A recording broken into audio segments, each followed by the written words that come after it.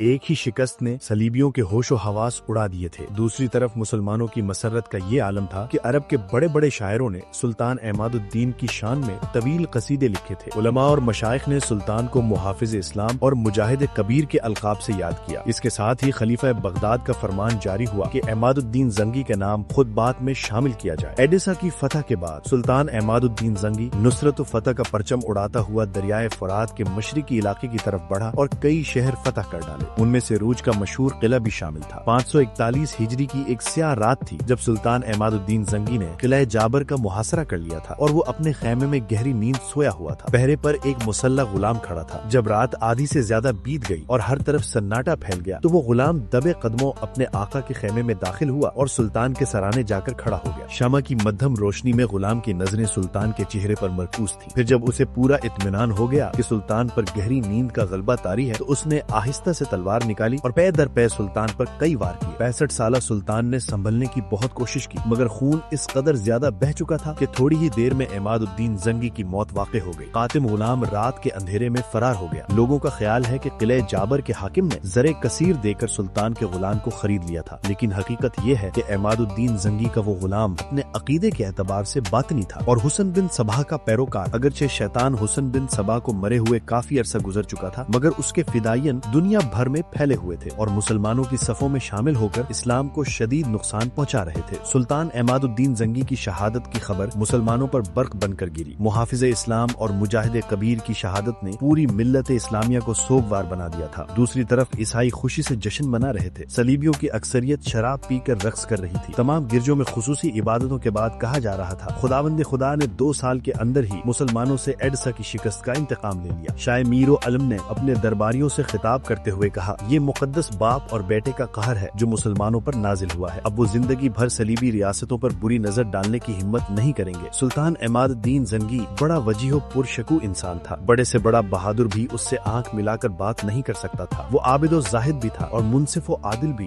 رحم دل بھی تھا۔ وہ سربلندی اسلام کے لیے زندہ رہا اور اسی مقصد کی تکمیل کے لیے اپنی جان بھی نذر کر دی۔ سلطان عماد الدین زنگی کا مشہور قول ہے، میں ریشم کے نرم بستر سے گھوڑے کی پشت کو، دلکش راگ سے جنگ کے شور کو اور زورا جبینوں کے میٹھے سروں سے ہتھیاروں کی جھنکار کو زیادہ پسند کرتا ہوں۔ جب سلطان عماد الدین زنگی کی شہادت کی خبر موصل پہنچی تو پورے شہر میں ماتم ہونے لگا۔ لوگ روتے ہوئے اپنے گھروں سے شاہراہوں پر نکل آئے۔ وہ سلطان کی دریا دلی اور رعایا پروری کا ذکر کر کے زار و قطار رو رہے تھے۔ آج وہ شخص اس دنیا سے رخصت ہو گیا جو ہماری عزت و آبرو اور جان و مال کا محافظ تھا اور راتوں کو اس لیے جاگتا تھا کہ ہم لوگ اپنے گھروں میں سکون کی نیند سو سکیں۔ اللہ اس کی قبر کو نور سے بھر دے کہ وہ ہمارے حق میں بڑا ہی مہربان تھا۔ موصل میں ایک اور گھر بھی تھا جس کے در و دیوار پر ماتمی فضا چھائی ہوئی تھی۔ یہاں نجم الدین ایوب کی بیوی زبیدہ اور اس کے 4 بیٹے توران شاہ، شمس الدولہ، یوسف اور ملک عادل رہتے تھے۔ سلطان عماد الدین زنگی کی شہادت نے زبیدہ کو اس قدر اضطراب میں مبتلا کر دیا تھا کہ وہ اپنے آنسوؤں پر قابو نہ رکھ سکی۔ ماں کو روتے ہوئے دیکھ کر یوسف بھی بے قرار ہو گیا۔ ام محترم، آپ کیوں رو رہی ہیں؟ یوسف نے ماں سے درد مندانہ لہجے میں سوال کیا۔ اس وقت اس کی عمر 9 سال تھی۔ ہمارے محسن سلطان عماد الدین زنگی شہید کر دیے گئے، زبیدہ نے انتہائی رقت آمیز لہجے میں کہا۔ یہ المناک خبر سن کر یوسف بھی اداس ہو گیا اور اسے وہ مناظر یاد آنے لگے جب سلطان شہید اس کے ساتھ نہایت شفقت و محبت سے پیش آتا تھا۔ ایک بار سلطان عماد الدین زنگی نے موصل میں ایک خصوصی مجلس قرات آراستہ کی تھی اور اس میں کم سن بچوں کو تلاوت قرآن کریم کی دعوت دی تھی۔ شرکاء میں 7 سالہ یوسف یعنی صلاح الدین بھی شامل تھا۔ عام طور پر علماء کے بچوں نے اس مجلس قرات میں شرکت کی تھی، صرف یوسف ایک سپہ سالار کا بیٹا تھا۔ پھر جب یہ قرات کا مقابلہ شروع ہوا تو کئی بچوں نے نہایت خوش الہانی کے ساتھ آیات مقدسہ کی تلاوت کی، مگر جب یوسف کی باری آئی تو اس نے سلطان عماد الدین زنگی کے ساتھ تمام شرکائے مجلس کو رلا دیا۔ اس محفل قرات میں موصل کے بڑے بڑے علماء بھی موجود تھے۔ یوسف کی آواز میں بے پناہ سوز تھا اور اسی وجہ سے وہی پہلے انعام کا مستحق قرار پایا۔ سلطان عماد الدین زنگی نے بڑے والہانہ انداز میں یوسف یعنی صلاح الدین کو مخاطب کرتے ہوئے کہا، لڑکے میرے قریب آؤ۔ یوسف اپنی جگہ سے اٹھا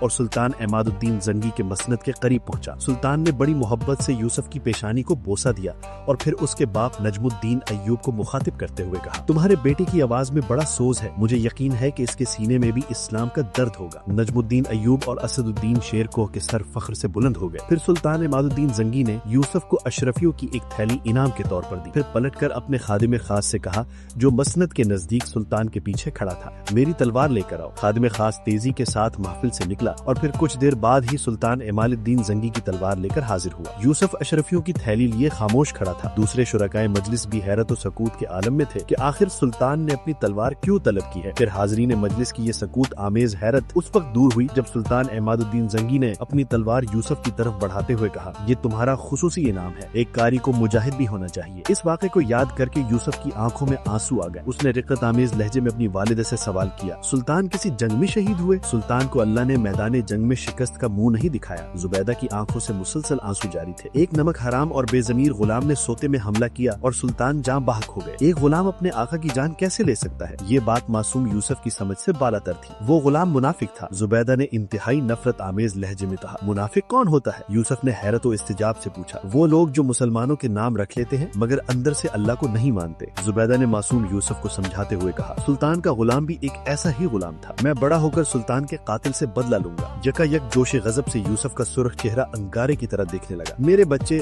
جب تک تم جوان ہوگے وہ مردود پتہ نہیں کہاں ہوگا، مر بھی چکا ہوگا۔ زبیدہ نے انتہائی شکستہ لہجے میں کہا۔ یوسف کچھ دیر تک خاموشی سے سوچتا رہا، پھر تیزی سے ماں کے کمرے سے نکل گیا۔ زبیدہ بیٹے کی یہ اضطراری حرکت دیکھ کر گھبرا گئی اور پھر خود بھی اٹھ کر یوسف کے پیچھے پیچھے چلی گئی۔ اتنے میں یوسف ایک تلوار لے کر پلٹا۔ زبیدہ بیٹے کا یہ رنگ دیکھ کر پریشان نظر آنے لگی۔ یوسف نے شمشیر آبدار کو بے نیام کرتے ہوئے کہا، ام محترم یہ وہ تلوار ہے جو سلطان نے مجھے انعام میں دی تھی۔ زبیدہ اس تلوار کو پہچانتی تھی مگر وہ یوسف کی بات کا مفہوم سمجھنے سے قاصر تھی۔ میں اس تلوار سے ان لوگوں کو قتل کروں گا جو اسلام کے دشمن ہیں۔ نرم و نازک جسم والا یوسف اس وقت ایک چٹان کی طرح نظر آ رہا تھا۔ پھر جب سلطان عماد الدین زنگی کی تدفین کے بعد نجم الدین ایوب اور اسد الدین شیر کو موصل واپس آئے تو ایک بار پھر گھر کی فضا سوگوار ہو گئی۔ نجم الدین ایوب رو رو کر اپنے آقا کے احسانات شمار کرا رہا تھا۔ پھر اس نے ایک آہ سرد کھینچی کر کہا، مجھے زندگی بھر اس کا افسوس رہے گا کہ میں آخری وقت میں اپنے آقا کے لیے کچھ نہ کر سکا۔ میرا خیمہ سلطان کے خیمے سے بہت دور تھا۔ اسد الدین شیر کو کی آنکھوں میں بھی آنسو تھے۔ میں نے بھی سلطان کو بار بار سمجھایا تھا کہ وہ اس وقت حالت جنگ میں ہے، اس لیے انہیں کسی ایک فرد پر بھروسہ کرنے کے بجائے مکمل حفاظتی دستہ قائم کرنا چاہیے۔ اسد الدین شیر کو نے اداس لہجے میں کہا، کاش سلطان نے میرا مشورہ قبول کر لیا ہوتا تو یہ المناک واقعہ رونما نہ ہوتا اور ملت اسلامیہ ایک عظیم مجاہد سے محروم نہ ہوتی۔ بہت دیر تک اسی قسم کی گفتگو ہوتی رہی۔ زبیدہ بھی اپنے محسن کے غم میں پورے خلوص و دیانت کے ساتھ شریک تھی اور اس کی آنکھیں بھی اشک برسا رہی تھیں۔ یوسف بھی اس واقعے سے بہت زیادہ متاثر تھا اور اس کے معصوم ذہن میں یہ بات اچھی طرح نقش ہو گئی کہ دنیا میں اسلام کے بے شمار دشمن موجود ہیں۔ چند روز تک موصل اور شام کی فضا بہت سوگوار رہی۔ بغداد میں عباسی خلیفہ مختفی نے بھی سوگ منایا۔ تمام مسجدوں اور مدرسوں میں سلطان شہید کے لیے اجتماعی دعائیں کی گئیں۔ غریبوں اور محتاج لوگوں میں صدقات اور کپڑے تقسیم کیے گئے۔ سلطان عماد الدین کے 4 بیٹے تھے، سیف الدین آزی، نور الدین محمود، قطب الدین مودود اور نصرت الدین امیر الامران۔ زنگی خاندان کے دشمن اس بات کا انتظار کر رہے تھے کہ حصول اقتدار کے لیے چاروں بھائیوں میں تلواریں کھینچ جائیں گی، پھر خون کے دریا بہیں گے اور اس طرح ہمیشہ کے لیے عماد الدین زنگی کے وارثوں کا خاتمہ ہو جائے گا۔ اس تماشے کے منتظرین میں جوسلن ثانی اور ہزاروں عیسائی بھی شامل تھے جنہوں نے ایڈسا کے معرکے میں سلطان عماد الدین زنگی کے ہاتھوں شکست کھائی تھی، مگر بدخواہوں کی شدید خواہش کے باوجود یہ خون رنگ تماشا نہ ہو سکا اور اللہ نے اس سنگین گھڑی کو سلامتی کے ساتھ ٹال دیا۔ اقتدار کی منتقلی کا مسئلہ بے حسن خوبی حل ہو گیا اور زنگی کے سب سے بڑے بیٹے سیف الدین غازی کے حصے میں موصل کا علاقہ آیا اور دوسرے بیٹے نور الدین محمود زنگی نے شام میں اقتدار سنبھال لیا۔ عیسائی دنیا جس نے سلطان عماد الدین زنگی کی شہادت پر رقص و شراب کے ساتھ جشن منایا تھا، سلطنت کی اس تقسیم پر بہت زیادہ خوش نظر آ رہی تھی۔ صلیبیوں کے خیال میں زنگی کی فوجی طاقت 2 حصوں میں بٹ گئی تھی،